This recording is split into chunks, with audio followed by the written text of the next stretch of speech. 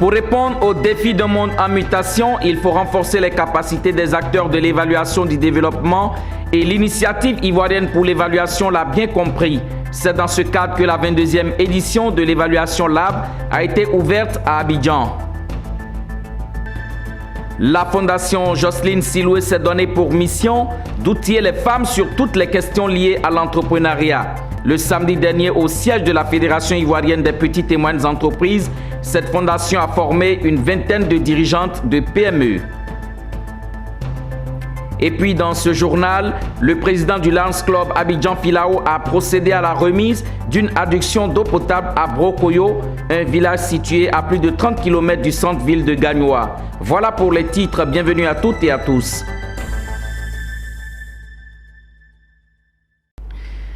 Très heureux de vous retrouver en début de cette semaine pour le journal. On démarre l'édition avec une page renforcement de capacité. Pour répondre aux défis d'un monde en pleine mutation, il faut renforcer les capacités des acteurs de l'évaluation du développement. C'est tout l'intérêt de la 22e édition de l'évaluation Lab ouverte à Abidjan. C'est une action de l'initiative ivoirienne pour l'évaluation soutenue par l'UNICEF et le ministère du Plan et du Développement. Suivez ce reportage de Zénab Dosso et Tima Traoré. C'est parti pour 3 jours d'échange sur les outils et connaissances nécessaires pour les acteurs de l'évaluation dans un monde en mutation.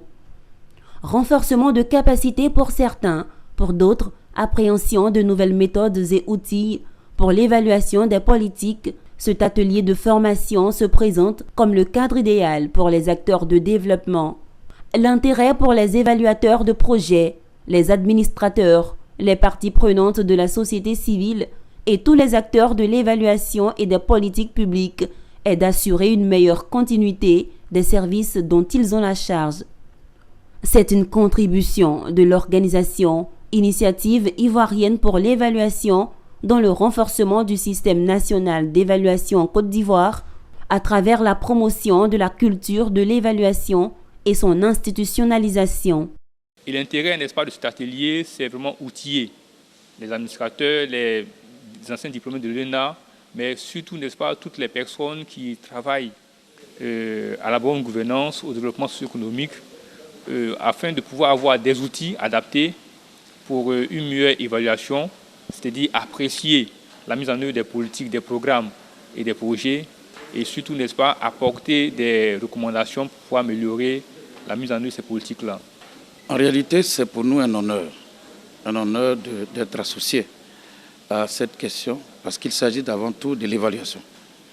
Or, qui dit évaluation, dit maîtrise d'un outil essentiel pour le guidage, pour servir de boussole à toutes nos activités et les projets que nous menons. L'édition de l'évaluation Lab 2022 se déroule dans un contexte particulier, celui de la pandémie à Covid-19. Soutenue par l'UNICEF et le ministère du Plan et du Développement, elle permet aux acteurs de repenser l'évaluation des projets et programmes à travers l'intégration des outils numériques. On parle aujourd'hui des outils et méthodes d'évaluation dans le souci de produire de l'information en temps réel. Pas après la crise, mais au moment où se passe la crise et au moment où on essaie de répondre à la crise, produire de l'information qui aide à améliorer notre capacité à pouvoir donc répondre aux besoins des populations. L'Initiative ivoirienne pour l'évaluation est une organisation de la société civile engagée dans les questions de promotion de la bonne gouvernance. Pendant ces 3 jours de travaux, l'Initiative ivoirienne pour l'évaluation table sur les notions, entre autres, de méthodologie d'évaluation des projets, de critères d'évaluation des projets, des enjeux et défis de la big data et des méthodologies d'évaluation des ODD, Objectifs du développement durable. Le siège de la Fédération ivoirienne des petites et moyennes entreprises a servi de cadre de formation à l'endroit des femmes dirigeantes des petites et moyennes entreprises. Une formation initiée par la Fondation Jocelyne Siloué qui s'est donnée pour mission d'outiller les femmes sur toutes les questions liées au monde de l'entrepreneuriat. Le compte rendu de cette activité avec Walter Kofi et Richard Akeke. La différence entre entreprendre et faire des affaires a clairement été expliquée au cours de cette formation à ces femmes, pour la plupart dirigeantes de PME. Entreprendre en limitant les risques, c'est le terme autour duquel elles ont été entretenues par des experts internationaux. Une idée, une expertise, une stratégie et un but. Presque toute la chaîne de valeur du monde de l'entrepreneuriat a été revue pendant ce masterclass. L'accent a surtout été mis sur la notion du risque afin de permettre à ces chefs d'entreprise d'anticiper sur le pire ou le non souhaitable. Être entrepreneur et être homme d'affaires, c'est deux choses différentes et que l'entrepreneuriat ne se fait pas par défaut. Que d'abord c'est une aventure qui comporte de nombreux risques. De ce fait, il y a toute une démarche au préalable à entamer qui inclut la connaissance du marché, la disponibilité des ressources, la bonne connaissance de ses objectifs même, et même toute la stratégie à mettre en place. C'est tout un tout complexe qui demande souvent l'intervention des sachants. Donc nous avons voulu voir ces différentes femmes-là qui travaillent déjà dans des domaines de la santé, disons la pharmacie, dans le domaine disons de la logistique et tout autre. Nous avons vu ces 33 000 entreprises dans la FIPME. Donc nous avons essayé de voir comment nous pouvons trouver ensemble ces solutions-là. Cette formation a été organisée par la Fondation Jocelyne Siloué, qui est à l'initiative de nombreuses activités en faveur des femmes. Pour Jocelyne Aniro Siloué, présidente de la Fondation, travailler à positionner les femmes africaines dans le tissu social passe par le renforcement de leurs capacités sur tous les aspects de l'entrepreneuriat. Alors depuis belle lurette, les femmes se plaignent beaucoup. Nous investissons, ça ne marche pas. Mon ami a fait telle activité, je veux faire la même chose. Je ne connais pas les risques, les tenants et aboutissants, et j'échoue. Au fil des années, ça devient une frustration et ça crée même des maladies. Alors nous avons pensé pouvoir faire cette masterclass, qui est notre première édition en plus, et avec la Fédération ivoirienne des PME de Côte d'Ivoire, nous avons pensé à former ces femmes, leur apprendre ce que c'est qu'entreprendre et faire des affaires. Ce que c'est que les risques en affaires et en entrepreneuriat. Parce qu'on ne peut pas être entrepreneur qui veut. Notons qu'en plus d'œuvrer dans l'humanitaire, la Fondation Jocelyne Siloué lutte depuis une douzaine d'années en faveur de l'autonomisation de la femme.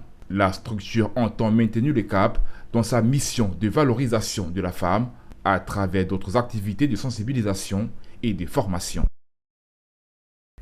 Après les œufs sociales de Mans à l'ouest de la Côte d'Ivoire, les Lions du club Abidjan Filao ont procédé à l'inauguration d'une adduction d'eau potable à Brokoyo, un village situé à 30 km du centre-ville de Gagnoa. Ces serviteurs dévoués à la cause des démunis ont également saisi l'opportunité de la mobilisation villageoise pour faire de la sensibilisation et des dépistages du diabète. Le commentaire de Mireille Abalé. Le Lions Club Abidjan Filao, après ses récentes actions à Mans, a procédé à l'inauguration d'une adduction en eau potable. L'ouvrage alimente désormais 6000 âmes. Il vient remédier au problème vital de manque en eau potable. À Brokoyo, il y a des lustres. On avait vraiment besoin d'eau, puisque c'est les puits qui nous servaient. Et souvent, quand il y a le soleil, il y a manque d'eau. Aujourd'hui, Dieu nous a fait grâce. Notre mutuelle, à la collaboration avec le Lions Club Abidjan Filao, nous a aujourd'hui donné de l'eau. Et nous en sommes fiers. Parce qu'à 1989, j'étais dans ce village. Il y a un marigot qu'on appelait les Kelza, ici. On allait souvent chercher de l'eau là-bas. Quand je suis venu, et on prenait de l'eau sur la tête. Mais il y avait une petite côte qu'on montait pour venir vers chez moi, là, où j'habite. En tout cas, c'était chiant. Ça faisait que vraiment, pour aller chercher de l'eau, on avait un peu de difficulté. Donc, je voudrais vraiment, au nom de la mutuelle d'Aïeux, des populations de Brokoyo et des mutualistes, dire un grand merci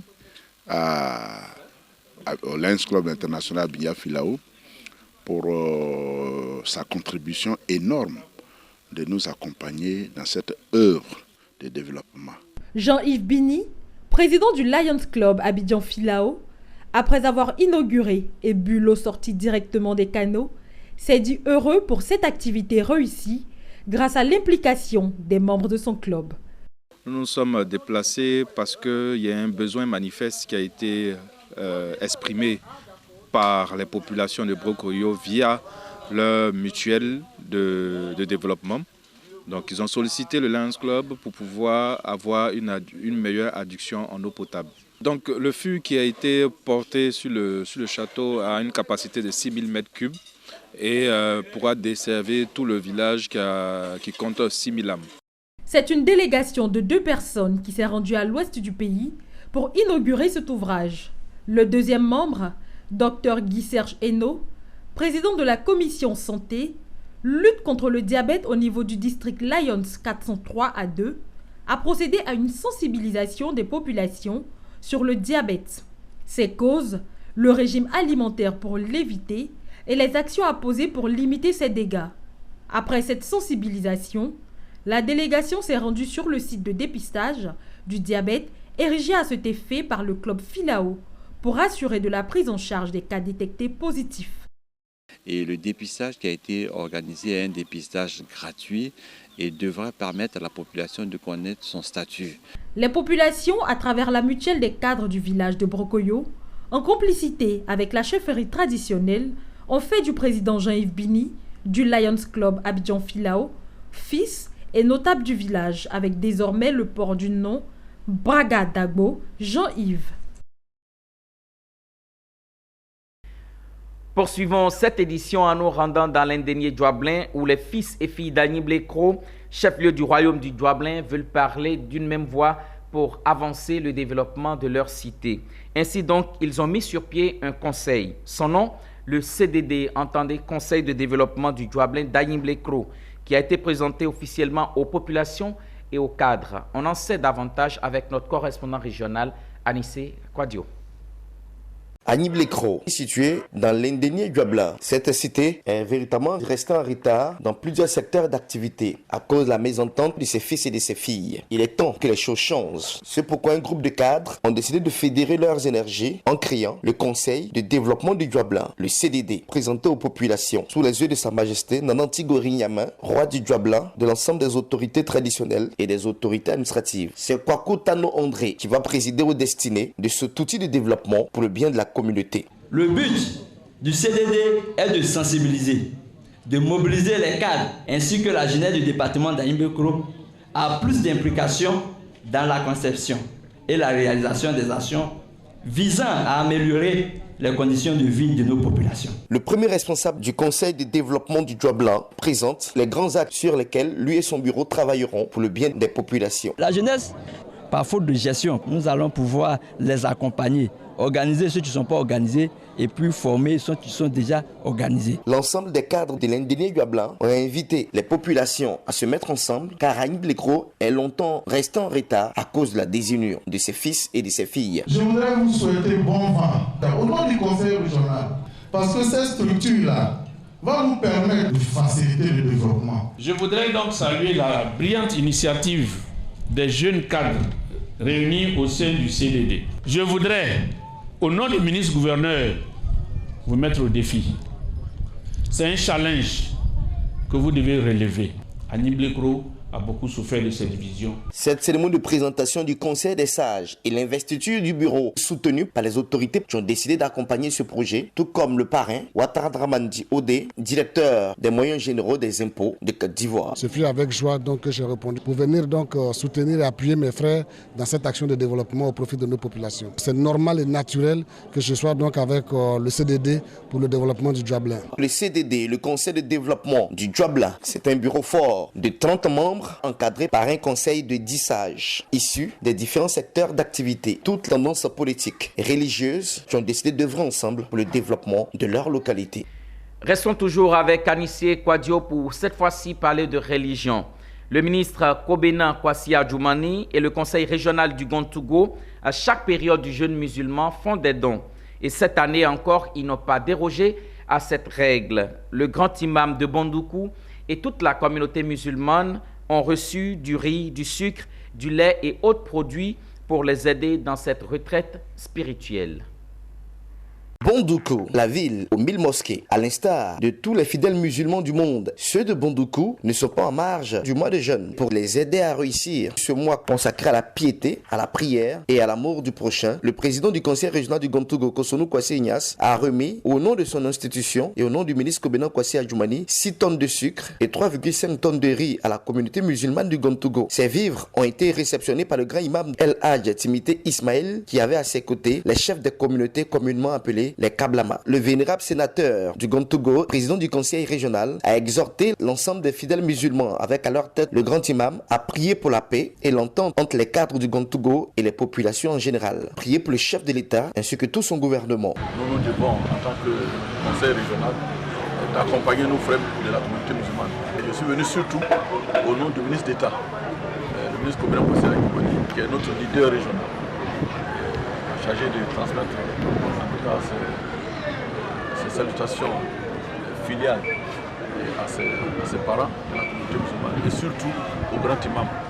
Recevant ce don, le grand imam El Hadj Timité Ismaël a exprimé sa gratitude au ministre d'État Kobenan Kwasi Adjoumani pour toutes ses largesses envers la communauté musulmane ainsi qu'au sénateur Kosonou Kwasi Ignace. Il a également prié Dieu pour que le conseil régional ait toujours les moyens pour apporter le bonheur et le bien-être aux populations du Gontougo. C'est un véritable soulagement pour toute la communauté musulmane de la région du Gontougo. Chaque année, le ministre d'État et le conseil régional a toujours exprimé sa sollicitude vis-à-vis des musulmans de la région du Gontougo.